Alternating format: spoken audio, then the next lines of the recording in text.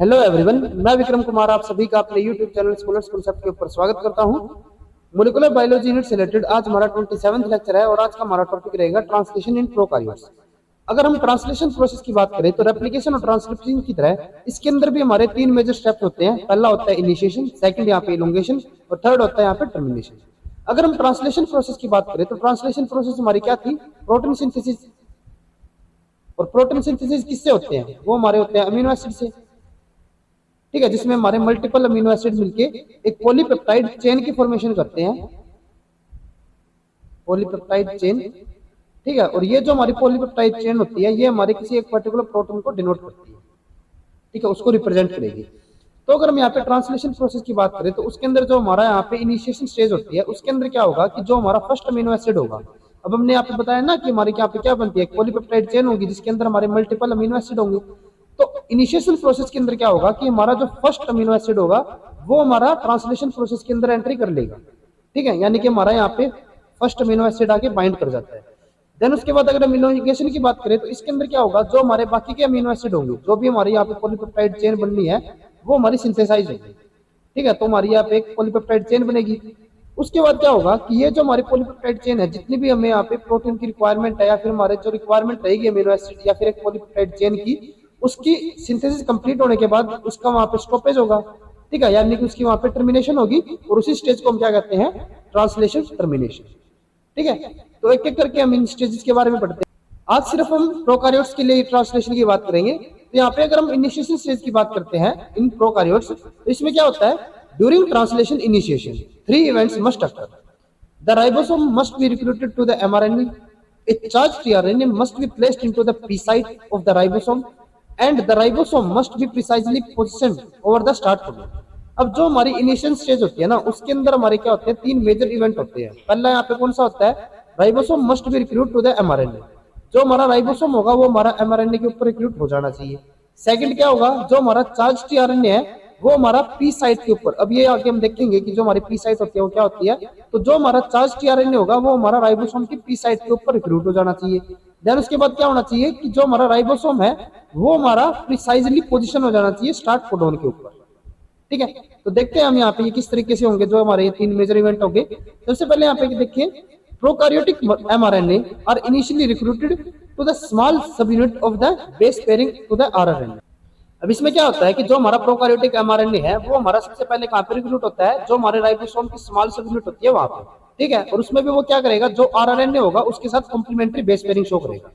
उसके बाद the association of small sub unit with the mRNA is mediated by the base pairing interaction between the RBS। RBS हमारा क्या था? Ribosomal binding site, ठीक है। जब हमने mRNA की स्ट्रक्चर पढ़ी थी तो वहां पे हमने आपको बताया था कि एक हमारी राइबोसोमल बाइंडिंग साइट रहती है जो कि हमारी स्टार्ट कोडोन से 9 to 10 बेस पेयर अपस्ट्रीम होती है, ठीक है। तो वो हमारी किसके साथ इंटरेक्शन करती है? जो हमारा 60S rRNA होगा उसके साथ, यानी कि जो हमारा mRNA है वो हमारा जो समान सब यूनिट के साथ इंटरेक्शन शो कर रहा था उस इंटरेक्शन को कौन प्रोवाइड करेगा या फिर कौन इनहेंस करता है? वो करेंगे हमारे राइबोसोमल बाइंडिंग साइट और 60S rRNA की जो बेस पेयरिंग होगी वो। जैसे कि आप यहाँ पे देख सकते हैं ये हमारा क्या हो गया? एक mRNA है, ये हमारी स्मॉल सब यूनिट है। अब जो हमारा ये mRNA है इसके अंदर क्या है? यहाँ पे हमारी राइबोसोमल बाइंडिंग साइट है यानी कि RBS, ठीक है। और ये जो हमारी RBS होगी ये हमारी किसके साथ इंटरेक्शन शो करती है? जो हमारा ये राइबोसोम है, small sub unit of ribosome, इसके अंदर हमारा होता है 60S rRNA, ठीक है। तो ये जो हमारी राइबोसोमल बाइंडिंग साइट होगी ये हमारी इस 60S rRNA के साथ कॉम्प्लीमेंट्री बेस पेयरिंग शो करेगी। जैसे कि आप यहाँ पे देख सकते हो ये हमारा यहाँ पे क्या हो गया? एक स्टार्ट कोडोन है, स्टार्ट कोडोन से हमारे 9 to 10 बेस पेयर अपस्ट्रीम पे यहाँ पे हमारा राइबोसोमल बाइंडिंग साइट है, ठीक है। और ये हमारा जो राइबोसोमल बाइंडिंग साइट होगा ये हमारा 60S rRNA के साथ क्या करेगा? कॉम्प्लीमेंट्री बेस पेयरिंग शो करेगा, ठीक है। और ये जो हमारी कॉम्प्लीमेंट्री बेस पेयरिंग होगी इसी से हमारा क्या होता है? जो हमारा mRNA होता है वो हमारा small sub unit of rRNA के ऊपर बाइंड होता है, ठीक है। The ribosome contain 3 tRNA binding site called A, P and E site. जो हमारा राइबोसोम होता है ना उसके ऊपर हमारी 3 साइट्स मिलती है जिनके ऊपर हमारा tRNA जाके बाइंड करेगा, ठीक है। अभी यहाँ पे हमारा tRNA नहीं आया लेकिन हम यहाँ पे बता रहे हैं कि जो हमारा राइबोसोम होता है उसके ऊपर हमारी 3 साइट मिलती है जहाँ पे हमारा जो tRNA होगा वो बाइंड करेगा। कौन कौन सी होगी? एक होती है यहाँ पे A साइट, एक होती है P साइट और एक होती है यहाँ पे E साइट। जैसे कि आप यहाँ पे देख सकते हो ये हमारा mRNA हो गया, ये हमारा स्मॉल सब यूनिट है और ये हमारी लार्ज सब यूनिट होगी राइबोसोम। इसके अंदर क्या होगा? एक हमारी यहाँ पे होती है E साइट, एक होती है यहाँ पे पी साइट और एक होती है यहाँ पे ए साइट। ठीक है, अगर हम ए साइट की बात करें तो ए साइट क्या होता है, A site is the binding site for the amino acylated tRNA, यानी कि जो हमारा यहाँ पे कोई भी नया टीआरएनए आएगा, ठीक है, वो जो हमारा टीआरएनए होगा वो यहाँ पे सबसे पहले कहाँ पे आता है, ए साइट के ऊपर, और इसीलिए हमने इसको क्या बोला है, ए साइट। ए साइट का मतलब अमीनो एसाइलेटेड, इस ए से है, ठीक है, तो ये हमारा क्या हो जाता है, अमीनो एसाइलेटेड जो टीआरएनए होगा वो हमारा सबसे पहले कहाँ पे आएगा, ए साइट के ऊपर।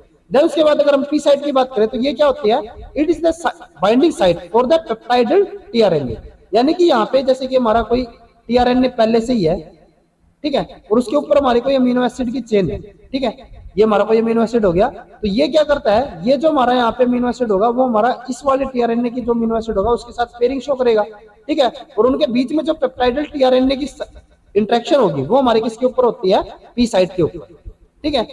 उसके बाद एक हमारी होती है यहाँ पे ई साइट। ई साइट पे क्या होगा, E site is the binding site for the tRNA that is released after the growing peptide chain has been transferred to the amino acyl tRNA. अब यहाँ पे क्या होता है, जैसे कि सपोज करके चलते हैं हम, यहाँ पे एक हमारा टीआरएनए है, ठीक है, जिसके ऊपर हमारी 15 अमीनो एसिड की एक चेन ऑलरेडी उसके पास ऑक्यूपाई है, ठीक है, जैसे कि यहाँ पे हमारा जो पी साइट है ना, इसके ऊपर जो हमारा टीआरएनए होता है, अभी हमने बताया ना कि ये जो हमारी साइट है ये हमारी क्या है, टीआरएनए बाइंडिंग साइट है, तो इसके ऊपर जो हमारा यहाँ पे टीआरएनए है उसके पास क्या है, एक 50 अमीनो एसिड की चेन है, ठीक है। अब एक यहाँ पे ए साइट है, ए साइट के ऊपर क्या होता है, जो हमारा न्यूली टीआरएनए होगा, जो कि हमारा इसके साथ कोई अमीनो एसिड अटैच होगा, तो यहाँ पे जो हमारा सबसे न्यू टीआरएनए आएगा वो हमारा कहाँ पे बाइंड करेगा, ए साइट के ऊपर। अब ये जो हमारे यहाँ पे 15 अमीनो एसिड की चेन थी, ये क्या करेगा, इस 15 अमीनो एसिड की चेन को जो हमारा यहाँ पे नया रिक्रूट हुआ है टीआरएनए जो हमारा ए साइट के ऊपर है, इसको ट्रांसफर कर देगा ये 15 अमीनो एसिड, ठीक है। तो इससे क्या होगा, जो हमारा यहाँ पे टीआरएनए ए साइट के ऊपर था उसके ऊपर हमारा पहले कितने अमीनो एसिड है, सिर्फ एक ही है, लेकिन अब क्योंकि जो पी साइट के ऊपर टीआरएनए था उसने इसको 15 अमीनो एसिड और दे दिए, तो अब इसके पास टोटल कितने हो गए, ये हमारे हो गए 16 अमीनो एसिड। जैसे ही यहाँ पे ट्रांसफर होता है तो क्या होगा, जो हमारा टीआरएनए पी साइट के ऊपर है वो हमारा ट्रांसफर कर जाएगा ई साइट के ऊपर। जैसे यहाँ पे हमारा जो अमीनो एसिड की चेन थी वो हमारी ट्रांसफर हो जाती है ए साइट वाले टीआरएनए के साथ, तो क्या होगा, जो हमारा पी साइट के ऊपर टीआरएनए है वो हमारा ट्रांसफर हो जाता है ई साइट के ऊपर। अब यहाँ पे हमारी जो पी साइट है वो खाली हो गई, तो जो हमारा ए साइट के ऊपर टीआरएनए होता है वो हमारा कहाँ पे ट्रांसफर कर जाता है, वो करेगा पी साइट के ऊपर, ठीक है। अब जो हमारे यहाँ पे ई साइट के ऊपर टीआरएनए आया है, अब उस टीआरएनए के साथ हमारा कोई भी अमीनो एसिड नहीं है, तो ये जो हमारा यहाँ पे टीआरएनए होता है वो हमारा यहाँ से रिलीज हो जाता है, एग्जिट कर जाएगा, ठीक है, और इसी एग्जिट के लिए हमने इसको क्या बोला है, ई साइट, ठीक है। ये तो हमारा हो गया ई साइट के लिए। अब अगर हम यहाँ पे बात करें पी साइट के लिए, तो पी साइट के ऊपर अब जो हमारा टीआरएनए होगा उसके पास अब टोटल कितने हमारे, जैसे ये हमारा टीआरएनए हो गया, इसके ऊपर हमारे टोटल कितने अमीनो एसिड है, ये हमारे हो गए 16 अमीनो एसिड, क्योंकि एक तो इसके पास ऑलरेडी था और 15 इसको ट्रांसफर कर दिए थे, ठीक है, तो इसके ऊपर हमारे 16 अमीनो एसिड हो गए, और जो हमारा नया टीआरएनए आएगा जो कि यहाँ पे ए साइट के ऊपर रिक्रूट होगा वो हमारा कहाँ पे आ जाता है, ए साइट के ऊपर। फर्दर ये हमारी प्रोसेस इसी तरीके से कंटिन्यू चलती रहती है, ठीक है। तो इसीलिए हमने यहाँ पे जो ए साइट है वो हमारी क्या हो जाती है, जहाँ पे हमारा अमीनो एसाइलेटेड टीआरएनए आएगा, जो हमारी पी साइट होगी वहां पे क्या होगा, जो हमारी पेप्टाइडल चेन है वो हमारे यहाँ पे ट्रांसफर होगी ए साइट वाले टीआरएनए के पास। फिर उसके बाद क्या है, यहाँ पे जो ई साइट होती है, ई साइट के ऊपर जो हमारा टीआरएनए होगा वो वहां पे एग्जिट के लिए प्रिपेयर रहता है, वो यहाँ से एग्जिट कर जाएगा, ठीक है। उसके बाद the small subunit is positioned on the mRNA in such a way that the start codon will be in the P site। अब अगर यहाँ पे हम बात करते हैं हमारे स्टार्ट कोडोन की, स्टार्ट कोडोन हमारा कौन सा होता था, AUG। तो जो हमारा AUG साइट होती है और ये जो हमारा यहाँ पे राइबोसोम है, ये हमारे कुछ इस तरीके से बाइंडिंग शो करते हैं कि जो हमारी यहाँ पे पी साइट है ना, जैसे कि ये हमारी यहाँ पे पी साइट हो गया, तो जो हमारा स्टार्ट कोडोन होगा वो हमारा किसके अंदर एग्जिस्ट करना चाहिए, पी साइट के अंदर, ठीक है। यानी कि यहाँ पे जो हमारा AUG होगा या फिर जो हमारा स्टार्ट कोडोन है वो हमारे कहाँ पे मिलेगा, पी साइट के ऊपर। ये हमें ए साइट के ऊपर नहीं मिलता। जैसे कि अगर हम यहाँ पे बात कर रहे थे तो हमारा जो न्यूली टीआरएनए था वो हमारा कहाँ पे आ रहा था, ए साइट के ऊपर।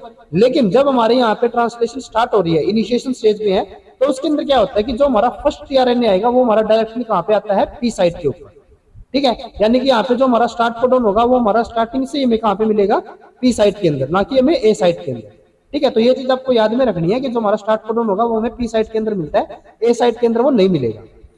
larger subunit of the ribosome joins the small subunit at the end of the initiation process just before the formation of first peptide bond. अब यहाँ पे अगर आप ध्यान दें तो इसके अंदर क्या हो रहा है, जो हमारा mRNA है वो हमारा स्मॉल सबयूनिट के साथ जाके बाइंड कर गया, जो हमारे यहाँ पे स्टार्ट कोडोन है वो हमारी पी साइट के अंदर भी आ गई, लेकिन जो हमारा यहाँ पे लार्ज सबयूनिट है राइबोसोम की वो अभी तक यहाँ पे नहीं आई। वो हमारी कब आती है, जब यहाँ पे हमारा जो पी साइट के ऊपर पेप्टाइड फॉर्मेशन या फिर पेप्टाइड बॉन्ड की फॉर्मेशन होने वाली होगी तभी वो वहां पे बाइंड करेगा। इनिशियली यूं नहीं होता कि यहाँ पे हमारा जो एक स्मॉल सबयूनिट है उसके साथ यहाँ पे लार्ज सबयूनिट बाइंड होगी, उसके बाद हमारा यहाँ पे कोई mRNA आ रहा है, बल्कि हमारा जो mRNA होता है वो हमारा पहले ही जाके बाइंड कर लेता है, उसके बाद हमारा यहाँ पे जो लार्ज सबयूनिट होगी वो आके यहाँ पे बाइंड करेगा। ठीक है, उसके बाद अब अगर हम यहाँ पे बात करते हैं कि जो हमारे यहाँ पे लार्ज सबयूनिट आ रही है वो किस तरीके से आती है, after the binding of small ribosomal subunit with mRNA, initiated tRNA is recruited at the start codon। अभी हमने क्या बताया था कि जैसे कि ये हमारी स्मॉल सबयूनिट है, स्मॉल सबयूनिट के अंदर हमारी जो पी साइट होती है, पी साइट के ऊपर हमारा जैसे ये पी साइट होगी, पी साइट के ऊपर हमारा क्या आ गया, जो हमारा स्टार्ट कोडोन है वो है।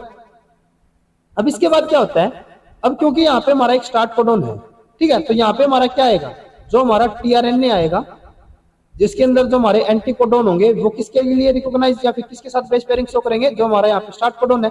ठीक है, तो अगर हम यहाँ पे सीक्वेंस की बात करें, क्योंकि हमारा जो mRNA है उसके अंदर जो हमारा स्टार्ट कोडोन है वो हमारा कौन सा है, AUG है, तो जो हमारा ये तो हमारा किसके लिए हो गया, कोडोन सीक्वेंस हो गया। अगर हम एंटी कोडोन की बात करें जो हमारा टीआरएनए है, तो उसके अंदर जो हमारा एंटी कोडोन का सीक्वेंस होगा वो हमारा कौन से वाला होगा, अगर ए के देखिए अपोजिट में या फिर कॉम्प्लीमेंट्री, तो वो हमारा कौन सा होता है, यू के अपोजिट हमारा कौन सा मिलेगा, ए, और जो हमारा जी होगा उसके अपोजिट यहाँ पे क्या मिलेगा। तो अगर हम यहाँ पे बात करें जो हमारा इनिशिएटेड टीआरएनए यहाँ पे आएगा, जो टीआरएनए जो हमारा सबसे पहले जाके इनिशिएशन प्रोसेस के अंदर स्टार्ट करेगा, तो वो हमारा जो इनिशिएट टीआरएनए होगा उसके अंदर जो हमारा यहाँ पे एंटीकोडोन सीक्वेंस होता है वो हमारा कौन सा होता है, यूएसए। ठीक है, जैसे कि आप यहाँ पे देख सकते हो ये हमारा यहाँ पे कौन सा होगा, यूएसए। तो यहाँ पे क्या होता है कि जो हमारी स्मॉल सबयूनिट थी वो हमारी mRNA के साथ जाके बाइंड कर गई, किस साइड के ऊपर, पी साइड के ऊपर। जैसे यहाँ पे ये बाइंड करेगी तो हमारा जो टीआरएनए होगा जिसके पास हमारा यूएसी सीक्वेंस है एंटीकोडोन के अंदर, वो हमारा यहाँ पे रिक्रूट हो जाएगा। ठीक है, अब ये जो हमारा यहाँ पे एयूजी कोडोन होता है वो हमारा किसके लिए स्पेसिफिक था, वो हमारा होता था मिथियोनिन के लिए। हमने जेनेटिक कोडोन के अंदर आपको बताया था जो हमारा एयूजी होता है वो हमारा किसको कोड करता है, मिथियोनिन के लिए। यानी कि ये जो हमारा यहाँ पे टीआरएनए है उसके साथ जो हमारा अमीनो एसिड बाइंड है वो हमारा कौन सा होता है, मिथियोनिन। ठीक है, और अभी हमने बताया कि जो हमारा इनिशिएटर होता है वही यहाँ पे जाके बाइंड करता है एयूजी के साथ। ठीक है, यानी कि जो हमारा इनिशिएटेड टीआरएनए होगा उसके साथ हमारा कौन सा अमीनो एसिड है, वो हो गया हमारा मिथियोनिन। तो इसका मतलब जो हमारी यहाँ पे पॉलीपेप्टाइड चेन बनेगी उसके अंदर जो हमारा सबसे पहले अमीनो एसिड आएगा वो हमारा कौन सा आता है, मिथियोनिन। क्लियर है इतना। अब उसके बाद initiated tRNA is that tRNA that base pair with the start codon usually AUG, in some cases GOG also act as the start codon. अब यहाँ पे हमने बताया था ना कि जो हमारा इनिशिएटेड टीआरएनए होता है वो हमारा कौन सा होता है, वो टीआरएनए जो कि हमारा पॉलीपेप्टाइड चेन फॉर्मेशन के अंदर सबसे पहले जाके mRNA के साथ बाइंडिंग शो करेगा। ठीक है, उसको हम क्या कहते हैं, इनिशिएटेड टीआरएनए। और ये हमारा किसके साथ बेस पेयरिंग शो करता है, कोडोन एयूजी के साथ। ठीक है, लेकिन कुछ केसेस के अंदर जो हमारा जीयूजी कोडोन है ना वो भी हमारा स्टार्ट कोडोन की तरह काम करता है। ठीक है, उसके बाद initiated tRNA is the first charge with the methionine, but later formyl group is rapidly added to the methionine group by the enzyme methionine tRNA transformylase। अभी हमने बताया कि जो हमारा यहाँ पे AUG कोडोन है, AUG वो हमारा किसके लिए कोड करता है, मिथियोनिन के लिए। ठीक है, यानी कि जो हमारा यहाँ पे टीआरएनए आएगा उसके साथ जो हमारा अमीनो एसिड है वो हमारा कौन सा है, मिथियोनिन है। अब इनिशियली क्या होता है कि जो ये हमारा इनिशिएटेड टीआरएनए था, ठीक है, अब इनिशिएटेड टीआरएनए के साथ जो हमारा अमीनो एसिड बाइंड है वो हमारा कौन सा है, मिथियोनिन है।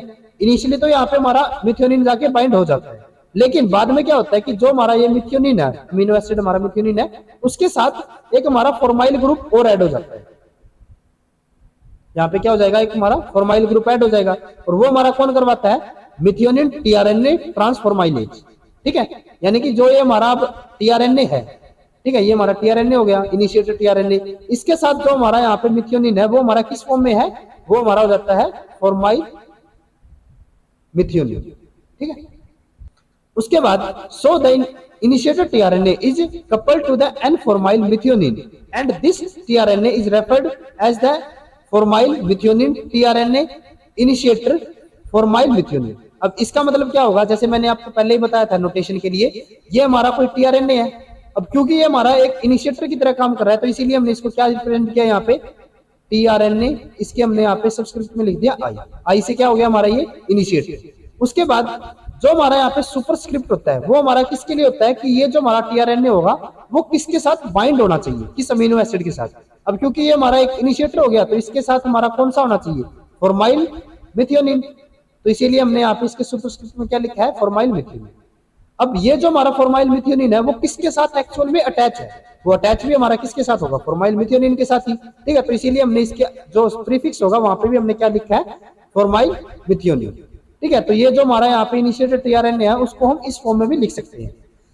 Later, this formyl group is removed by the deformylase enzyme, removes from the amino terminus during and after the synthesis of polypeptide chain.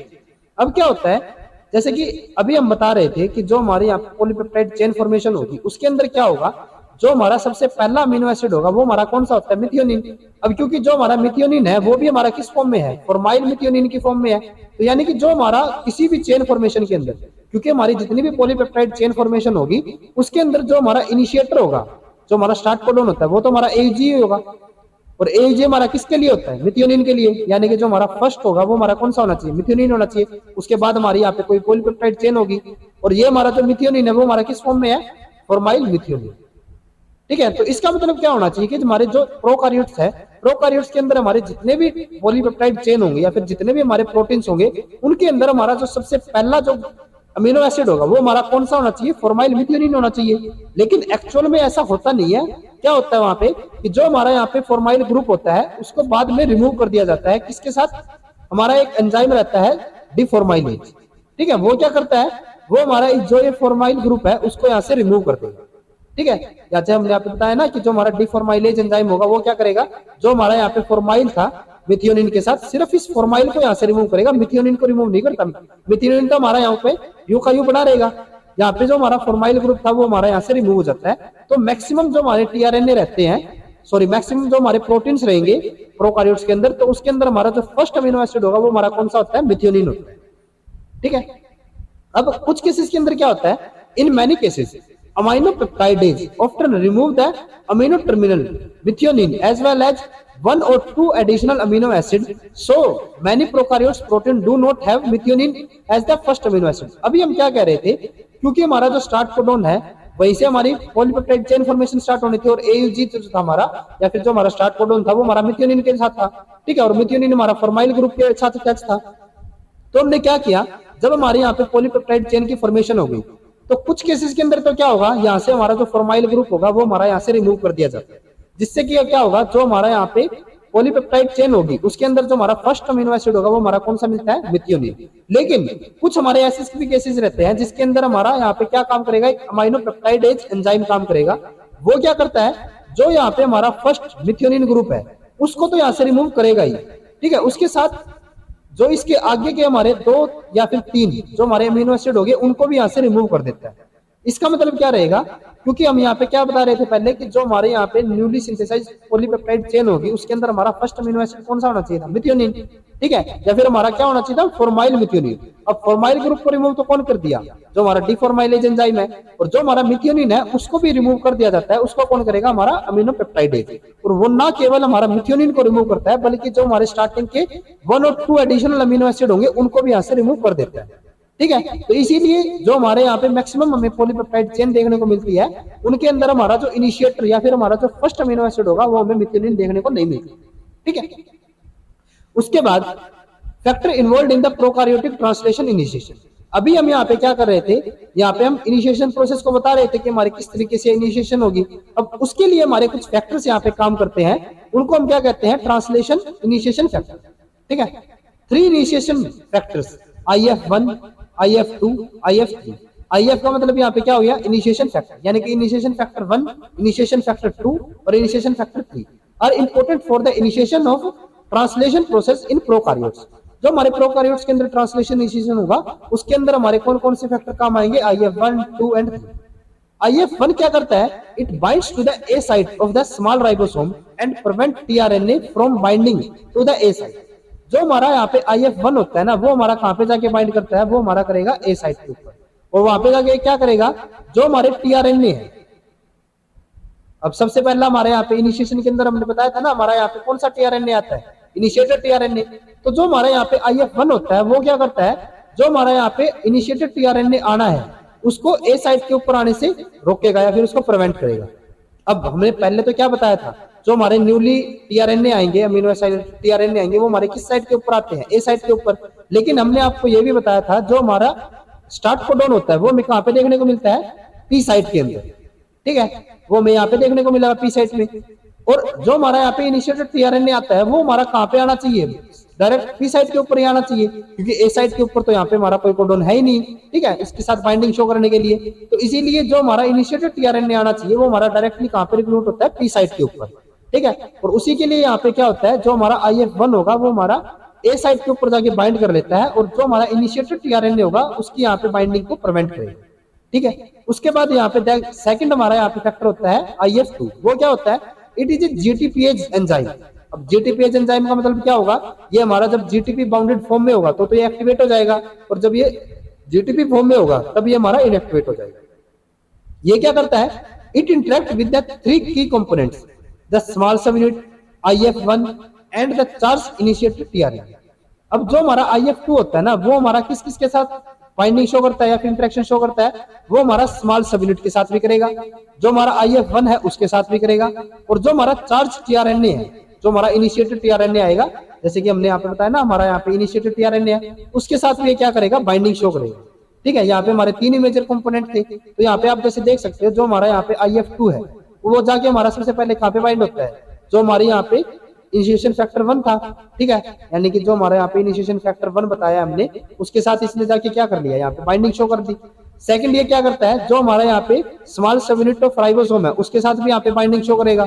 और फर्दर ये क्या करता है, जो हमारा यहाँ पे चार्ज इनिशिएटेड टीआरएनए आएगा, जैसे कि ये हमारा यहाँ पे चार्ज टीआरएनए आ गया, इसके साथ भी हमारा कौन सा इनिशिएशन फैक्टर बाइंडिंग शो करता है, वो होगा हमारा IF, ठीक है। यानी कि जो हमारा यहाँ पे इनिशिएटर टीआरएनए आना है वो हमारा कौन रिक्रूट करता है, IF2, ठीक है, और वो भी किस साइड के ऊपर करेगा, पी साइड के ऊपर। तो इसका मतलब क्या होगा कि जो हमारा यहाँ पे IF2 होता है वो हमारा किस साइड के ऊपर बाइंड करता है, पी साइड के ऊपर, ठीक है। It facilitate association of formyl methionine tRNA initiator formyl methionine with the small subunit and prevent other charged tRNA from associating with the small subunit। और ये क्या करता है, जो हमारा इनिशिएटर टीआरएनए है उसको तो यहाँ पे पी साइड के ऊपर लेके आएगा ही, जो हमारे बाकी के टीआरएनए है जो कि हमारे इनिशिएटर टीआरएनए नहीं है उनको भी यहाँ पे पी साइड के ऊपर बाइंड होने से प्रिवेंट करेगा, ठीक है। उसके बाद हम बात करते हैं यहाँ पे IF3 की। IF3 क्या होता है, it binds the small subunit and block it from associating with the large subunit. जो हमारा IF3 होता है ना वो हमारा क्या करता है, वो जाके हमारा बाइंड करेगा ई साइड के ऊपर, और ई साइड के ऊपर बाइंड करने से क्या करता है, जो हमारा यहाँ पे लार्ज सबयूनिट है उसको यहाँ पे बाइंडिंग करने से प्रिवेंट करेगा, ठीक है। यानी कि जो हमारा लार्ज सबयूनिट है ना वो तो हमारा यहाँ पे बाइंडिंग शो करने के लिए तैयार है स्मॉल सबयूनिट के साथ, लेकिन जो हमारे यहाँ पे स्मॉल सबयूनिट है उसकी जो ई साइट है, ई साइट के ऊपर क्या है, जो हमारा वहाँ पे इनिशिएशन फैक्टर 3 बाइंड कर लेता है, और वो क्या करेगा, जो हमारे यहाँ पे लार्ज सबयूनिट बाइंड होनी है उसको यहाँ पे इनिशियल स्टेज पे बाइंडिंग को ब्लॉक करेगा, ठीक है। उसके बाद it occupy the part of small subunit that will become the E site, ठीक है। During translation initiation only P site is capable of binding it tRNA in the presence of initiation factor.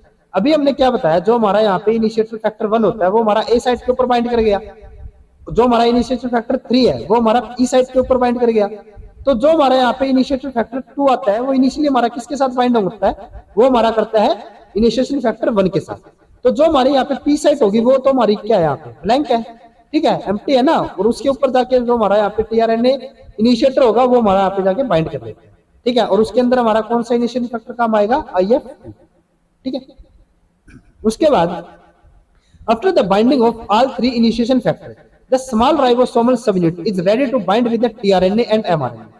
अब जैसे हमारा यहाँ पे ये तीनों के तीनों इनिशियली हमारे क्या होते हैं, यहाँ पे 3 जाके बाइंड करता है, फिर उसके बाद हमारा 1 जाके बाइंड कर लेगा, 1 के बाद यहाँ पे हमारा जो 2 होगा इनिशिएशन फैक्टर वो भी बाइंड कर लेता है, और इसके बाद क्या होता है, जो हमारा यहाँ पे एमआरएनए है वो यहाँ पे रिक्रूट हो जाता है, ठीक है। जैसे ही हमारा यहाँ पे एमआरएनए होगा वो रिक्रूट होगा। अब इसके पास क्या है यहाँ पे एयूजी यानी कि हमारे स्टार्ट कोडोन है, ठीक है, और वो हमारे कहाँ पे मिलेगा पी साइट के ऊपर। तो जैसे ही हमारा यहाँ पे पी साइट के ऊपर स्टार्ट कोडोन आता है तो वहां पे हमारा क्या आ जाएगा, जो हमारा इनिशिएटेड टीआरएनए है वो भी यहाँ पे जाके बाइंड कर लेता है। और जैसे यहाँ पे जो हमारा टीआरएनए जाके बाइंड करता है तो उससे क्या होगा, जो हमारी लार्ज सब यूनिट है वो भी यहाँ पे जाके बाइंड कर लेगी। तो इसका मतलब क्या रहेगा कि जो हमारा यहाँ पे लार्ज सब यूनिट है वो हमारी कब जाके बाइंड करती है, जब हमारा एमआरएनए और टीआरएनए दोनों के दोनों हमारे स्मॉल सब यूनिट के साथ ऑलरेडी बाइंडिंग फॉर्म में होंगे, ठीक है। उसके बाद first mRNA binds to the small sub unit of the ribosome. पहले यहाँ पे क्या होता है कि जो हमारा एमआरएनए होता है वो जाके हमारा स्मॉल सब यूनिट के साथ बाइंड होगा, और उसके बाद अब क्योंकि हमारे यहाँ पे पी साइट के ऊपर क्या मिल गया हमें स्टार्ट कोडोन है, तो जो हमारा यहाँ पे इनिशिएटेड टीआरएनए होगा वो हमारा डायरेक्टली कहाँ पे चला जाएगा, जो हमारी पी साइट एम्प्टी होती है वहां पे, ठीक है। The binding of initiated tRNA, ये हमारा हम इसको इनिशिएटेड टीआरएनए बोल सकते हैं, to the small sub unit is facilitated by its interaction with the IF2 bound GTP and base pairing between the anticodon and the start codon of the mRNA, ठीक है। अब उसके बाद क्या होता है, जैसे कि यहाँ पे हमने क्या बना दिया था, जो हमारा यहाँ पे स्मॉल सब यूनिट के साथ हमारा क्या हो गया था, एमआरएनए जाके बाइंड हो गया और जो हमारा टीआरएनए वो भी यहाँ पे बाइंड हो गया, ठीक है। उसके अलावा यहाँ पे क्या है, हमारे इनिशिएशन फैक्टर 1 है, 2 है और 3 है, ठीक है। ये जो हमारा कॉम्प्लेक्स होता है उसको हम क्या कहते हैं 30S इनिशिएशन कॉम्प्लेक्स। अब उसके बाद क्या होता है यहाँ पे, the base pairing between start codon and initiated tRNA cause a transformational change in the small subunit of the ribosome which leads to the release of IF3। अब जैसे ही हमारे यहाँ पे इस जो हमारी पी साइट है वहां पे हमारा क्या है स्टार्ट कोडोन है, और उसके ऊपर जो हमारा इनिशिएटेड टीआरएनए है वो जाके बाइंड कर लेगा।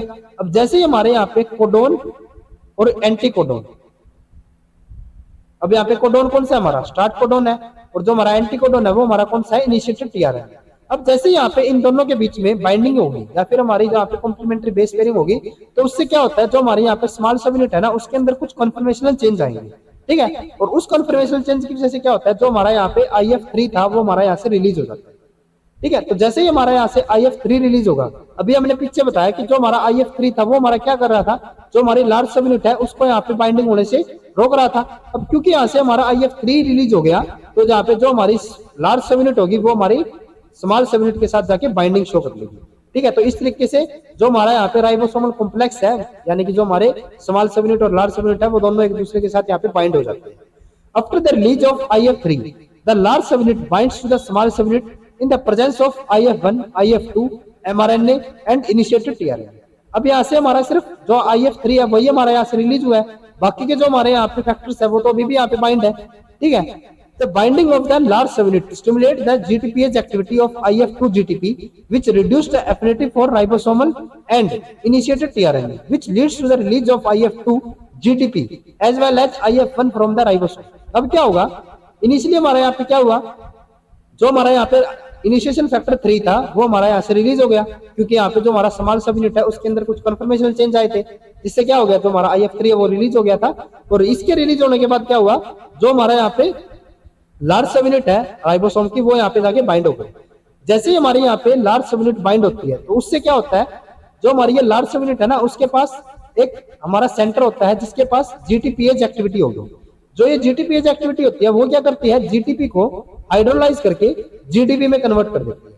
अब मैंने बताया था कि जो हमारा IF2 होता है, IF2 के साथ हमारा क्या होता है GTP बाउंड होता है, और जब तक इसके साथ हमारा GTP बाउंड होगा, जैसे कि आप यहाँ पे देख सकते हो, जो हमारा यहाँ पे IF2 है इसके पास क्या है GTP है, तो जब तक इसके पास यहाँ पे GTP था तब तक तो ये क्या कर रहा था, जो हमारा इनिशिएटर या फिर हमारा जो small sub unit of RN ribosome है उन दोनों के साथ इंटरेक्शन शो कर रहा था। लेकिन अभी क्योंकि यहाँ पे हमारा क्या आ गया, जो हमारी लार्ज सब यूनिट है वो यहाँ पे रिक्रूट हो गई, और उसके आने से क्या हुआ, उसके पास जो GTPase एक्टिविटी है उसने जो हमारा IF2 के साथ GTP बाउंड था उसको किसमें कन्वर्ट कर दिया, GTP के अंदर, ठीक है। तो जैसे ही हमारा यहाँ पे GTP बाउंड होगा तो उससे क्या होगा, जो हमारा यहाँ पे इनिशिएशन फैक्टर 2 था वो हमारा यहाँ से रिलीज हो जाएगा, ठीक है। और उसके रिलीज होने से साथ ही जो हमारा IF1 होता है वो भी हमारा यहाँ से क्या हो जाता है, रिलीज हो जाता है, ठीक है। तो यहाँ पे हमारे यानी कि जो इनिशिएशन फैक्टर 1 था, 2 था, वे तीनों या फिर 3 था, तीनों के तीनों हमारे यहाँ से रिलीज हो गए।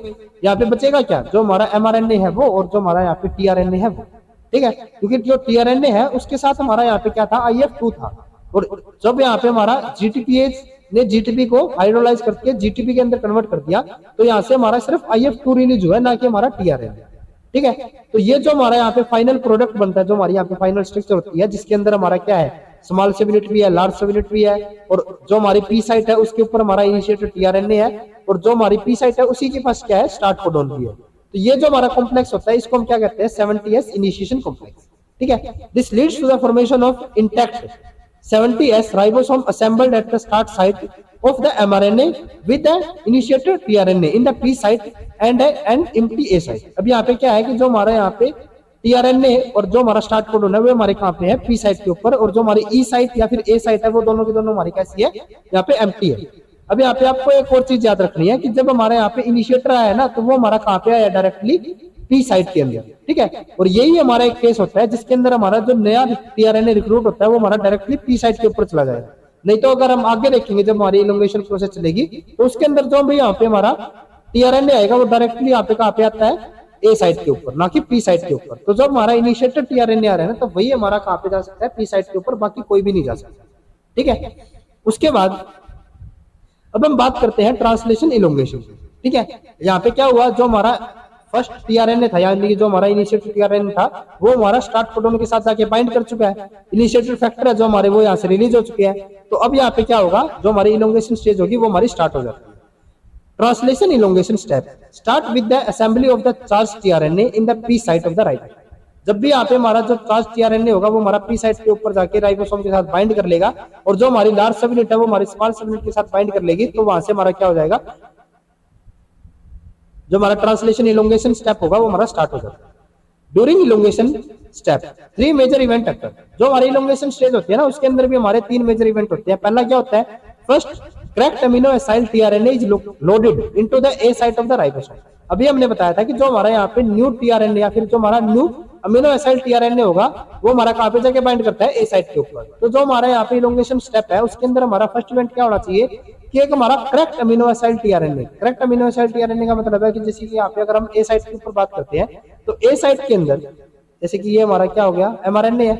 ठीक है, एमआरएनए के अंदर जो हमारा यहाँ पे कोडोन है, जैसे कि हम सपोज करके चलते हैं हमारा CCC का एक कोडोन है, तो इसके लिए जो हमारा पर्टिकुलर जैसे कि ए हमारा अमीनो एसिड है, तो जहाँ पे ए साइट के ऊपर जो भी हमारा टीआरएनए आएगा उसके साथ हमारा कौन सा अमीनो एसिड होना चाहिए, ए अमीनो एसिड ही होना चाहिए। ठीक है, यानी कि यहाँ पे जो हमारा बाइंडिंग शो होगी एंटीकोडोन और कोडोन की, तो उसके अंदर हमारी एक करेक्ट बेस पेयरिंग शो होनी चाहिए। ठीक है, सेकंड यहाँ पे क्या होता है, is the peptide bond formation between the amino acid tRNA in the A site and peptide chain that is attached to the peptide tRNA in the P site। अभी हमने पीछे बताया था जैसे कि ये हमारी कौन सी हो गई, A साइट है। ठीक है, इसके आगे हमारी यहाँ पे कौन सी होती है, उसके आगे हमारी यहाँ पे मिलती है हमें P साइट। ठीक है, जैसे कि यहाँ पे हमारी क्या हो गई, P साइट हो गई। तो P साइट के ऊपर जो हमारा यहाँ पे tRNA है, tRNA के साथ जो हमारे यहाँ पे अमीनो एसिड है वो अमीनो एसिड हमारे कहाँ पे ट्रांसफर होते हैं, जो हमारा यहाँ पे नया रिक्रूट टीआरएनए आया है। ठीक है, तो ये जो हमारे अमीनो एसिड यहाँ पे ट्रांसफर होते हैं तो उनके बीच में यहाँ पे क्या होनी चाहिए, पहले एक करेक्ट पेप्टाइड बॉन्ड फॉर्मेशन होती है। ठीक है, यूं नहीं है कि हमारा यहाँ से अमीनो एसिड डायरेक्टली यहाँ पे ट्रांसफर हो जाता है। पहले यहाँ पे क्या होगा, जो हमारा ये अमीनो एसिड है वो इस अमीनो एसिड के साथ पेप्टाइडल बॉन्ड फॉर्मेशन करेगा। ठीक है, अगर हम थर्ड यहाँ पे बात करते हैं तो उसके अंदर क्या होता है, the resulting peptidal tRNA in the A site and its associated codon translocated to the P site। अब यहाँ पे क्या होगा, हमने जैसे पीछे बताया था ना कि हमारे यहाँ पे 3 साइट होती है, तीसरी यहाँ पे कौन सी होगी, E साइट।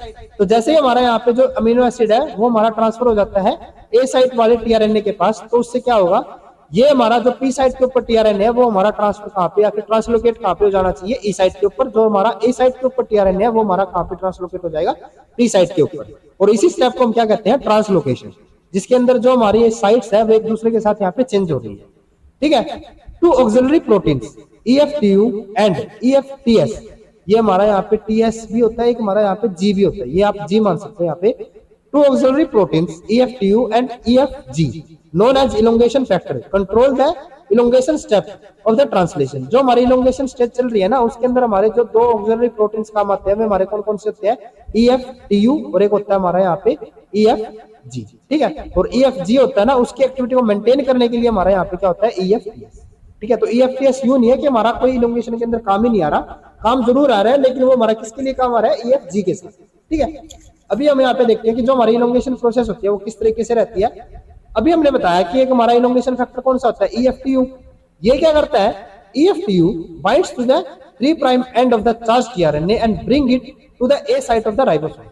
अभी यहाँ पे क्या हो चुका है, जैसे कि ये हमारी जो पी साइट है, पी साइट के ऊपर हमारा जो इनिशिएटेड टीआरएन था वो हमारे यहाँ पे जाके बाइंड हो गया था, जैसे कि ये हमारे यहाँ पे बाइंड हो जाता है। अब फर्दर यहाँ पे हमारी जो अमीनो एसिड है वो हमारी एक चेन फॉर्मेशन कर लेते हैं, जिसके अंदर क्या हो रहा है कि जो हमारा यहाँ पे पी साइट के ऊपर जो हमारी अमीनो एसिड की चेन है वो हमारी कहाँ पे ट्रांसफर हो रही है, कंटिन्यू ए साइट वाले ऊपर। तो वो किस तरीके से होती है, जैसे हम यहाँ पे सपोज करके चलते हैं कि जो हमारा पी साइट है, पी साइट के ऊपर जो हमारा यहाँ पे टीआरएनए है उसके अंदर हमारे ये मल्टीपल अमीनो एसिड है और इसकी एक हमारी पहले पॉलीपेप्टाइड चेन बन गई। ठीक है, अब क्या होगा, हमें क्या बताया था कि जो हमारा यहाँ पे नया टीआरएनए रिक्रूट होगा वो हमारा किस साइट के ऊपर आएगा, ए साइट के ऊपर। तो यहाँ पे क्या होता है, जो हमारा यहाँ पे नया टीआरएनए आएगा वो हमारा कौन सी साइट पे आएगा, ए साइट के ऊपर। अब वो टीआरएनए यू नहीं है कि वो अपनी मर्जी से यहाँ पे आ जाता है, उसके लिए हमारा क्या होता है, EFTU एक इलोंगेशन फैक्टर होता है। वो क्या करेगा, जो हमारा यहाँ पे नया टीआरएनए आना है उसको ए साइट के ऊपर लेके आएगा। ठीक है, इसमें क्या होता है, the binding of the EFTU to tRNA masks the coupled amino acid which prevent the bound amino acyl tRNA from participating in the peptidal bond formation until it is released from the EFTU। अब क्या होता है, जैसे कि आप यहाँ पे देख सकते हो कि ये हमारा एक EFTU इलोंगेशन फैक्टर है और वो हमारा एक अमीनो एसाइल टीआरएनए है उसके साथ जाके बाइंड हो गया। ठीक है, अब ये हमारा जो बाइंड होगा, जो हमारा EFTU होता है वो हमारा कौन से एंड के ऊपर बाइंड होगा, वो हमारा होता है 3' जो हमारा टीआरएनए है उसकी 3' एंड के साथ। और हमने बताया था कि जो हमारा अमीनो एसिड है वो भी हमारा कौन से एंड के ऊपर मिलता है, 3' के ऊपर। जैसे कि हम यहाँ पे सपोज करके चलते हैं, ये हमारा टीआरएनए हो गया, इसके ऊपर क्या है, यहाँ पे 3' एंड हमारा। ठीक है, और इसके साथ हमारा क्या होता है, अमीनो एसिड जाके बाइंड हो जाता है। अब क्या होता है कि जो हमारा ये EFTU है वो भी हमारा कहाँ पे जाके बाइंड होता है, इस 3' एंड के साथ। तो ये क्या कर लेता है, जो हमारा यहाँ पे अमीनो एसिड है उसको यहाँ पे मास्क कर लेगा, कवर कर लेता है। और ये कवर क्यों करता है, अब जहाँ पे जैसे कि ये हमारा एक अमीनो एसाइल टीआरएनए होगा जो कि हमारा चार्ज टीआरएनए है, जो कि हमारा ए साइट के ऊपर यहाँ पे जाके बाइंड होना है। अब यहाँ पे क्या है, जो हमारा ये टीआरएनए है इसके पास एक एंटी कोडोन सीक्वेंस है। ठीक है, और जो हमारा ए साइट है, ए साइट के अंदर हमारा एक कोडोन सीक्वेंस है। अब जो ये हमारा एंटी कोडोन है, ठीक है, जो हमारे टीआरएनए के अंदर एंटी कोडोन है और जो हमारा यहाँ पे mRNA के अंदर कोडोन है, उन दोनों के बीच में एक करेक्ट बेस पेयरिंग होनी चाहिए। ठीक है, यानी कि कॉम्प्लीमेंट्री बेस पेयरिंग होनी चाहिए, उसी से तो हमें पता चलेगा ना कि हमारा यहाँ पे करेक्ट अमीनो एसिड आके बाइंड हुआ है। ठीक है, अब ये क्या करता है, जो हमारा EFTU है ना वो इसको कवर करके रखता है अमीनो एसिड को, तब तक कवर करके रखेगा जब तक कि ये यहाँ पे गारंटी ना हो जाए कि हमारा जो अमीनो एसिड है या फिर जो हमारे एंटी कोडोन और कोडोन है उनके बीच की जो बेस पेयरिंग है वो हमारी करेक्ट बेस पेयरिंग है। ठीक है, अब जैसे कि अगर हम यहाँ पे सपोज करके चलते हैं कि हमारा ये जो यहाँ पे टीआरएनए है वो हमारा यहाँ पे आ गया, अब इसको कवर करके कौन रख रखा है, जो हमारा EFTU है उसने इसको कवर करके रख रखा है। अब ये क्या करता है, इसको प्रिवेंट करेगा पेप्टाइडल बॉन्ड फॉर्मेशन के अंदर। ठीक है, अब इसने यहाँ पे कवर कर लिया, तो ये जो हमारा यहाँ पे अमीनो एसिड है ना वो पेप्टाइडल बॉन्ड फॉर्मेशन यहाँ पे अभी नहीं कर सकता। अब जो ये हमारा यहाँ पे टीआरएनए आया है, टीआरएनए क्या करता है, इसके पास एंटी कोडोन सीक्वेंस है और वो हमारा क्या करेगा, कोडोन सीक्वेंस के साथ कॉम्प्लीमेंट्री बेस पेयरिंग शो करेगा। अब अगर हमारी यहाँ पे करेक्ट बेस पेयरिंग हो जाती है तो वो हमारा क्या यहाँ पे सिग्निफाई करेगा कि हमारा जो अमीनो एसिड है वो हमारा करेक्ट अमीनो एसिड यहाँ पे वाकई बाइंड हुआ है। अगर यहाँ पे हमारा इनकरेक्ट बेस पेयरिंग होगी, इनकरेक्ट बेस पेयरिंग कब होगी, जब हमारा जो एंटी कोडोन सीक्वेंस होगा वो हमारा कोडोन के कॉम्प्लीमेंट्री नहीं होगा। ठीक है, और अगर ये कॉम्प्लीमेंट्री नहीं होगा तो यानी कि जहाँ पे इसके पास जो अमीनो एसिड है वो हमारा करेक्ट अमीनो एसिड नहीं है। ठीक है, और अगर ये करेक्ट अमीनो एसिड नहीं होगा तो ये क्या कर देता है, जो हमारा ये टीआरएनए है इसको यहाँ से रिमूव कर देगा। ठीक है, तो ये जो हमारा यहाँ पे EFTU था ना तो उसने क्या कर लिया, ये हमारा टीआरएनए को लेके तो आ रहा है लेकिन उसके साथ ये क्या कर रहा है, जो हमारा अमीनो एसिड है उसको भी प्रिवेंट करके रख रखा है जब तक कि यहाँ पे ये हमारा गारंटी ना हो जाए कि हमारा जो करेक्ट बेस पेयर है या फिर हमारा जो करेक्ट अमीनो एसिड यहाँ पे आके बाइंड हो। ठीक है, उसके बाद EFTU in GTP bounded form binds the amino acyl tRNA.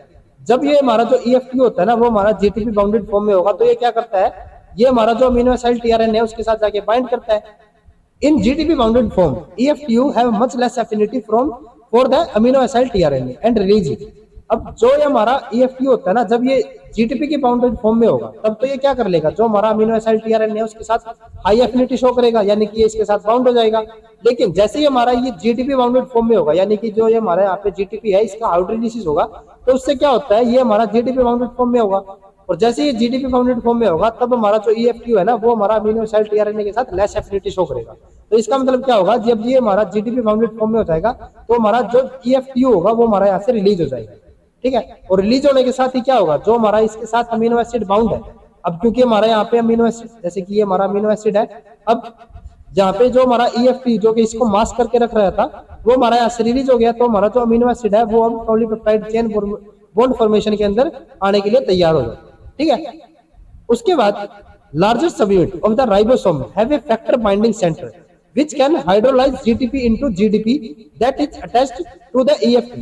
अब जो हमारे यहाँ पे लार्ज सबयूनिट होती है ना, लार्ज सबयूनिट के अंदर क्या होता है, हमारा एक बाइंडिंग फैक्टर बाइंडिंग सेंटर होता है। ठीक है, यहाँ पे हमारा क्या मिलेगा, एक फैक्टर बाइंडिंग सेंटर मिलेगा।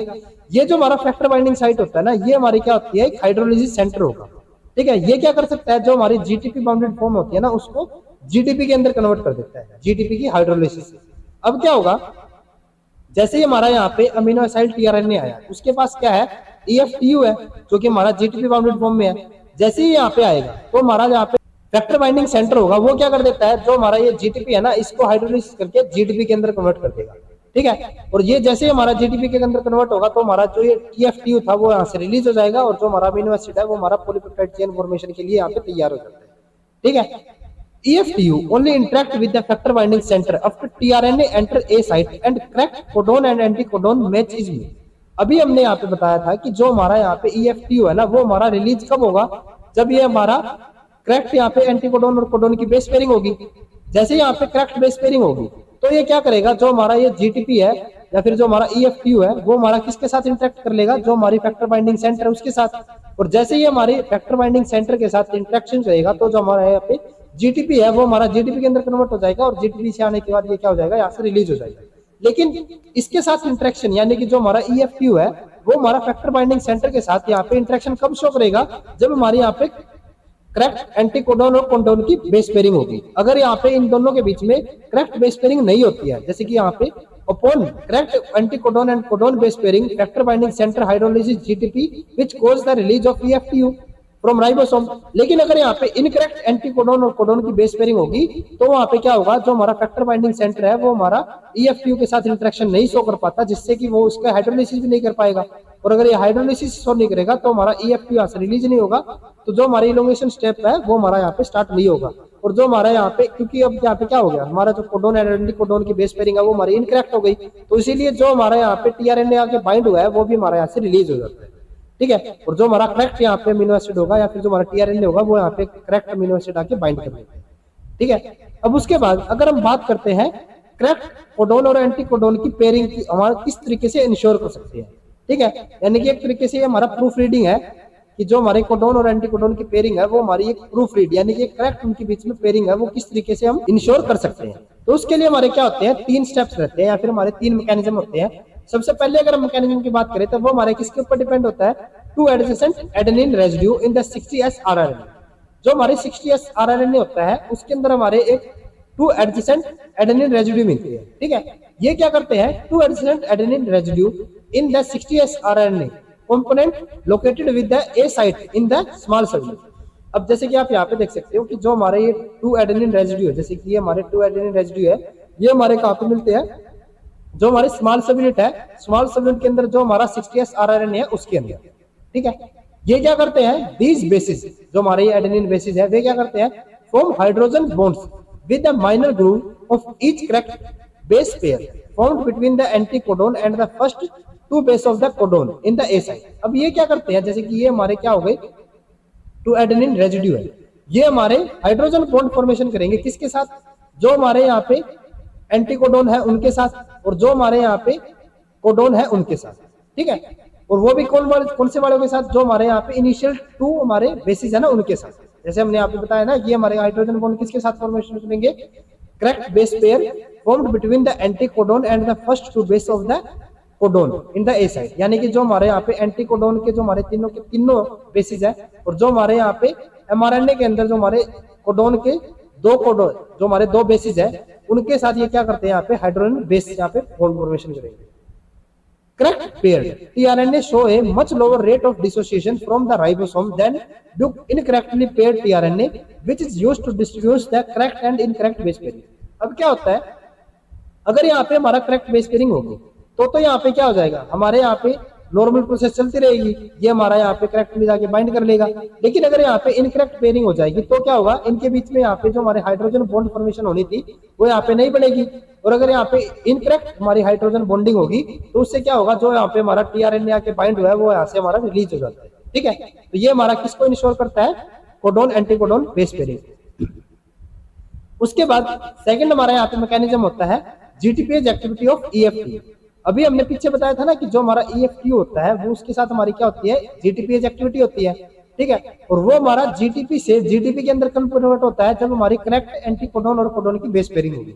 तो यहाँ पे जो हमने इसी के अंदर यही बताया है, the release of EFTU from the tRNA requires GTP hydrolysis which is highly sensitive to the correct codon anticodon base pairing. हमने पीछे बताया था ना कि अगर यहाँ पे कोडोन और एंटीकोडोन की करेक्ट बेस पेयरिंग होगी तो भी हमारा क्या होगा, जो हमारा जीटीपी है उसकी हाइड्रोलिसिस हो जाएगी। अगर यहाँ पे इनकरेक्ट बेस पेयरिंग होगी वो हमारा हाइड्रोलिसिस नहीं हो पाएगा, ठीक है। इस single mismatch in the codon anticodon base pairing reduce the ability of EFTU to interact with the factor binding centre which ultimately reduce the EFTU GTPase activity. हमने पीछे बताया था कि जो हमारे यहाँ पे जीटीपीएज एक्टिविटी होती है वो किसके पास होती है, जो हमारा फैक्टर बाइंडिंग सेंटर होता है, ठीक है। अब अगर यहाँ पे हमारा जो कोडोन और एंटीकोडोन की बेस पेयरिंग है उनके बीच में अगर हमारा एक भी मिसमैच हो जाए, ठीक है, यहाँ पे यानी कि जैसे हमारा इनकरेक्ट बेस पेयरिंग हो जाए तो उससे क्या होगा, जो हमारा यहाँ पे ईएफटीयू था ना वो हमारा करेक्टली बेस पेयरिंग या फिर कॉम्प्लीमेंटेशन नहीं दिखाएगा, किसके साथ, फैक्टर बाइंडिंग सेंटर के साथ। और जो हमारा फैक्टर बाइंडिंग सेंटर था वो हमारा किस में काम आ रहा था, जो हमारा ईएफटीयू है इसके साथ जो हमारा यहाँ पे जीटीपी है उसकी हाइड्रोलिसिस के अंदर। अब क्योंकि यहाँ पे हमारा इनकरेक्ट बेस पेयरिंग हो रही है कोडोन और एंटीकोडोन के बीच में, तो जो यहाँ पे हमारा ईएफटीयू है वो हमारा यहाँ पे इस तरीके से अकोमोडेट या फिर अपने आप को कॉन्फ़िगरेशन में नहीं ला पाता जिससे कि ये जो हमारा फैक्टर बाइंडिंग सेंटर है उसके साथ इंटरेक्ट कर पाए।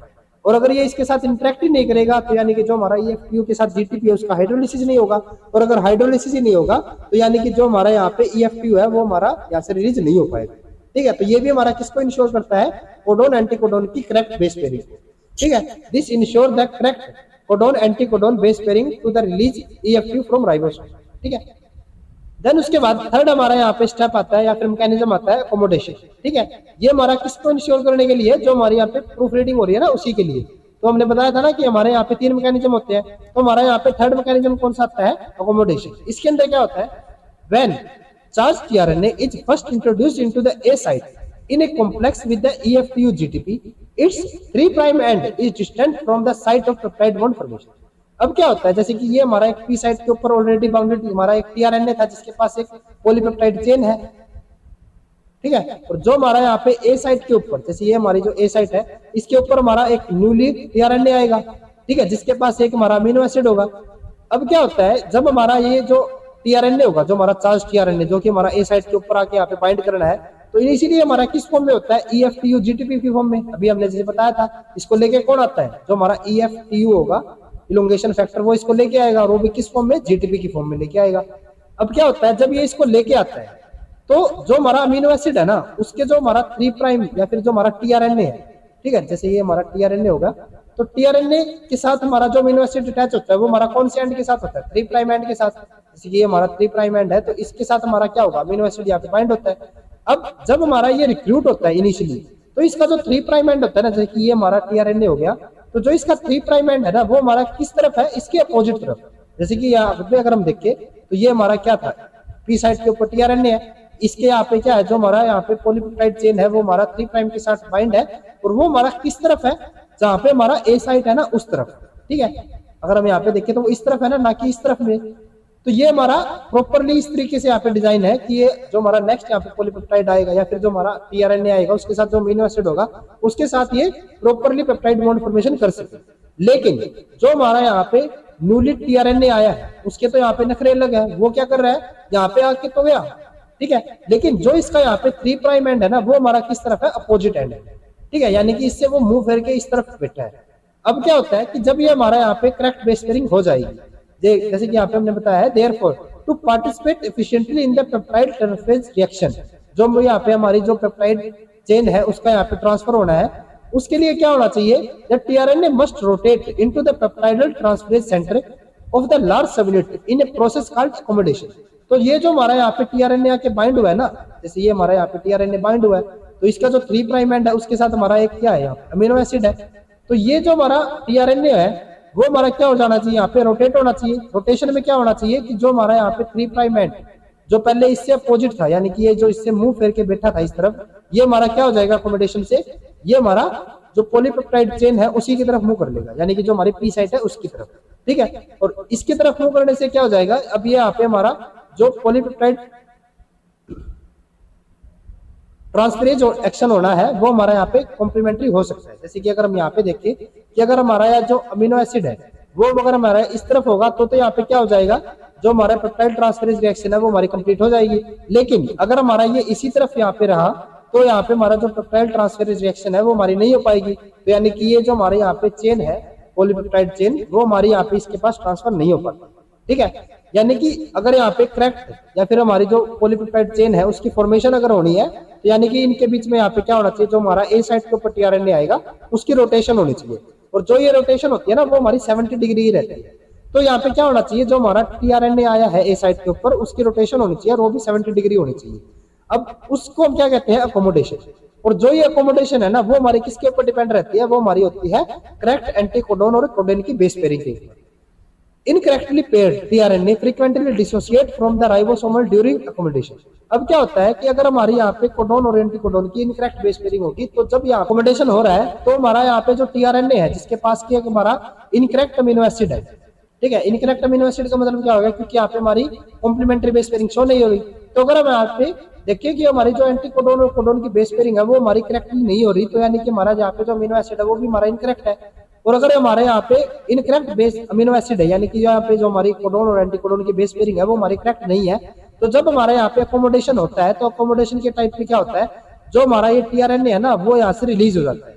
वो कैसे रिलीज होता है, it is believed that rotation of the tRNA place is certain in the codon anticodon interaction that only a correct paired anticodon can sustain this trait। अब जैसे कि यहाँ पे हमने बताया कि यहाँ पे हमारा जो टीआरएनए है उसके अंदर क्या होना चाहिए, एक यहाँ पे हमारा रोटेशन होना चाहिए। जब यहाँ पे रोटेशन होगा तो जो हमारे यहाँ पे एंटीकोडोन और जो हमारा कोडोन उनके बीच की जो इंट्रैक्शन है वो हमारी क्या होगी, उसके अंदर स्ट्रेन प्रोड्यूस होगी। ठीक है, और जो ये हमारी स्ट्रेन होती है ना इसको सस्टेन कौन कर पाता है, जब हमारी यहाँ पे करेक्ट बेस पेयरिंग होगी। ठीक है, अगर यहाँ पे हमारी एंटीकोडोन और कोडोन की करेक्ट बेस पेयरिंग हो रही है तो उससे क्या होगा, जब यहाँ पे अकोमोडेशन होगा तो ये हमारा इस स्ट्रेन को स्ट्रेन कर लेगा।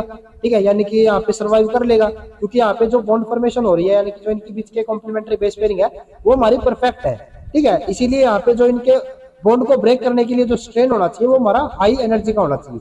अब जब यहाँ पे अकोमोडेशन हो रही है तो हमारा जो करेक्ट बेस पेयर है वो तो हमारा यहाँ पे सस्टेन, जो स्ट्रेन बनेगी उसको सस्टेन या फिर उसको प्रिवेंट कर लेगा। लेकिन अगर यहाँ पे हमारी इनकरेक्ट बेस पेयरिंग होती है, जैसे कि अगर हम यहाँ पे देखिए अगर हमारी यहाँ पे करेक्ट बेस पेयरिंग है तो ये तो हमारा जो अकोमोडेशन हो रही है उसको सर्वाइव कर लेगा। लेकिन अगर यहाँ पे हमारा इनकरेक्ट बेस पेयर है तो जब यहाँ पे अकोमोडेशन होगा तो ये जो हमारा टीआरएनए है वो यहाँ से रिलीज हो जाता है। ठीक है, और वो किसकी वजह से होता है, जो हमारी यहाँ पे स्ट्रेन प्रोड्यूस हो रही है उससे। ठीक है, अब उसके बाद नेक्स्ट यहाँ पे जैसे हमने बताया था कि ये जो हमारा अमीनो एसिड है अब ये इसकी तरफ मुंह करके आ गया तो अब यहाँ पे क्या होगा, यहाँ पे होगा हमारा पेप्टाइड बॉन्ड फॉर्मेशन। ठीक है, और ये जो हमारी रिएक्शन होती है ना पेप्टाइड बॉन्ड फॉर्मेशन की वो हमारी कहाँ पे होती है, वो हमारी होती है ये ट्रांसफरेज रिएक्शन सेंटर के अंदर। यानी कि जो हमारा ये लार्ज सब यूनिट होता है ना राइबोसोम का, उसके अंदर क्या होती है, एक हमारी पेप्टाइडल ट्रांसफरेज सेंटर होगा जिसके अंदर जो हमारे पेप्टाइड बॉन्ड फॉर्मेशन है वो यहाँ पे होती है। ठीक है, तो अगर हम यहाँ पे बात करते हैं पेप्टाइड फॉर्मेशन की या फिर जो हमारे यहाँ पे पेप्टाइडल ट्रांसफरेज हो रहा है वो हमारा किस तरीके से होता है, जैसे कि अगर हम यहाँ पे देखें ये हमारा क्या है पेप्टाइडल टीआरएनए है और ये जो हमारा टीआरएनए है वो हमारा पी साइड के ऊपर है। ये हमारा न्यूली टीआरएनए आया है वो हमारा कौन सी साइड पे आता है, ए साइड के ऊपर। यहाँ पे हम जैसे देख सकते हैं ये जो हमारा यहाँ पे टीआरएनए है ना ए साइड के ऊपर, इसके साथ जो हमारा अमीनो एसिड है वो हमारा एक सिंगल अमीनो एसिड है। और जो हमारा यहाँ पे पी साइड के ऊपर टीआरएनए है इसके साथ जो हमारा यहाँ पे अमीनो एसिड रहेगा वो क्या है, पॉलीपेप्टाइड चेन है। ठीक है, यानी कि हमारे यहाँ पे मल्टीपल अमीनो एसिड है। तो ये जो हमारे मल्टीपल अमीनो एसिड है या फिर जो हमारे यहाँ पे पॉलीपेप्टाइड चेन है वो हमारे कहाँ पे ट्रांसफर होनी चाहिए, जो हमारा ए साइड के ऊपर टीआरएनए है उसके पास। तो ये कैसे होता है, after the correct rotation of tRNA peptidyl bond formation take place which is catalyzed by the 23S rRNA component of the large sub unit. अभी हमने बताया ये जो हमारी बॉन्ड फॉर्मेशन होती है वो हमारी कहाँ पे होती है, लार्ज सब यूनिट के अंदर। तो लार्ज सब यूनिट के अंदर भी हमारे कौन से सेंटर के अंदर, पेप्टाइडल ट्रांसफरेज सेंटर के अंदर। ठीक है, तो ये कैसे होता है, जो कि यहाँ पे हमारा ए साइड के ऊपर जो हमारा टीआरएनए है, ये जो हमारा अमीनो एसिड टीआरएनए हो गया, इसके पास जो अमीनो एसिड है ना उसके यहाँ पे दो टर्मिनल होते हैं, एक होता है यहाँ पे अमीनो और एक होता है यहाँ पे कार्बोनिल। तो जो इसका ये अमीनो एंड होता है वो क्या करता है, जो यहाँ पे पॉलीपेप्टाइड चेन है ना उसके साथ यहाँ पे इंटरेक्शन शो करेगा। ठीक है, यानी कि ये इसके ऊपर अटैक करेगा। अब इस अटैक से क्या होगा, ये हमारा एक कार्बोनिल जो ग्रुप है ना अमीनो एसिड का, उसके ऊपर जाके यहाँ पे अटैक करेगा। अटैक करने से क्या होता है, जो ये हमारा कार्बोनिल ग्रुप या फिर जो हमारा कार्बन था, वो हमारा जो टीआरएनए है ना, ठीक है, टीआरएनए के अंदर ये जो हमारा लास्ट वाला सीसीए है, ठीक है, हमने बताया था कि जो हमारा ये एडेनिन है, ठीक है, उसके साथ ये क्या करता है, जैसे कि ये हमारा यहाँ पे एडेनिन हो गया। अब एडेनिन क्या करता है, हमारे अमीनो एसिड के साथ बाइंड होगा। अब ये क्या करता है, जब ये अमीनो एंड जो होगा, जो हमारा ए साइड के ऊपर टीआरएनए है, उसका जो अमीनो एसिड है, अमीनो एसिड का जो अमीनो टर्मिनल है, वो क्या करेगा, जो कार्बोनिल ग्रुप है जो कि हमारा एडेनिन के साथ इसको अटैच करके रख रखा था, वो उसको क्या कर देगा, ये ब्रेक कर देगा। ब्रेक करने से क्या होगा, अब इनके बीच का जो यहाँ पे बॉन्ड फॉर्मेशन था वो तो यहाँ पे ब्रेक हो गया, ठीक है। ब्रेक होने से क्या होगा, ये जो हमारी यहाँ पे चेन होगी, अब इनके बीच में यहाँ पे बॉन्ड फॉर्मेशन हो गया। तो बॉन्ड फॉर्मेशन से क्या होगा, ये जो हमारी कंप्लीट चेन होगी, पॉलीपेप्टाइड चेन, वो हमारी कहाँ पे ट्रांसफर हो जाती है, जो हमारा ए साइड के ऊपर टीआरएनए है वहां पे। अब जो हमारा यहाँ पे पहले पी साइड के ऊपर जो टीआरएनए था, उसके साथ ये जो यहाँ पे बॉन्ड फॉर्मेशन कर रहा था, ये हमारा जो सीसीए है ना, ठीक है, हमने बताया था जो हमारा टीआरएनए होता है उसके ऊपर हमारा सीसीए सीक्वेंस में देखने को मिलता है 3 प्राइम एंड के ऊपर।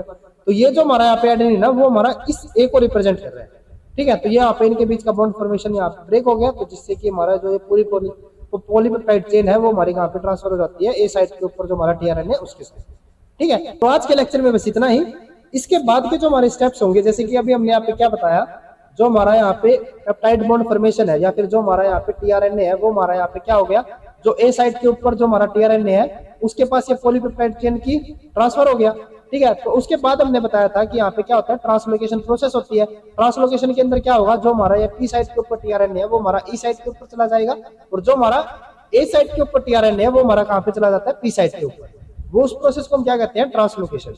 तो जो हमारी ट्रांसलोकेशन प्रोसेस है, या फिर जो हमारा ईएफ जी जो हमारा इनोवेशन फैक्टर था, या फिर जो हमारा ईएफ टीएस जो हमारा इनोवेशन फैक्टर था, और जो हमारी टर्मिनेशन थी प्रोकार्योटिक ट्रांसलेशन की, तो वो उसको हम नेक्स्ट लेक्चर के अंदर पढ़ेंगे। तो आज के लेक्चर में बस इतना ही। अगर आपको ये वीडियो यूजफुल लगी हो तो please like and share this video, और मॉलिक्यूलर बायोलॉजी से रिलेटेड इसी तरीके के कॉन्सेप्ट्स करने के लिए please subscribe to our YouTube channel scholars concepts.